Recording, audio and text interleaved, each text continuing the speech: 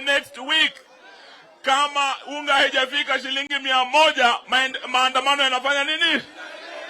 Maandamano yanafanya nini? Muko tayari twende kazi?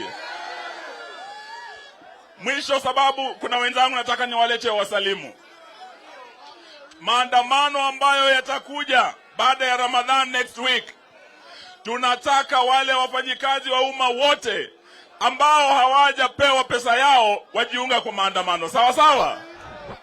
Tunataka wale wote counties hawajalipwa pesa yao, including governors. Devolution is dying under your watch. We want to invite all governors of the Republic of Kenya. After 7 days, kama hawajapewa pesa yao, governors wote wajiunge nasi twende maandamano. Sawa sawa?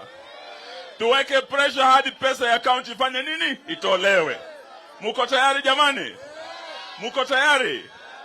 Sasa nataka niwaletee, kuna jamaa anapenda kuvaa sufuria.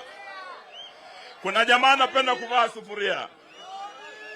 Nimesikia Ruto anasema ati watu wa sufuria wanamsumbua sana. Na ati anasema ati jamaa anaitwa Jeremiah Kioni ati kichwa yake si nzuri. Sasa leo Jeremiah Kioni, ujue Kioni kule Central, ukiwa mtu wa maziwa unaitwa Wairia, si ndio? Kuna Wakikuyu hapa? Kuna Wakikuyu hapa? Nataka niwaulize swali. Ukiwa mtu wa maziwa unaitwa Wairia, si ndio? Ukiwa mtu unauza zile tangi za maji unaitwa Wamatangi, si ndio?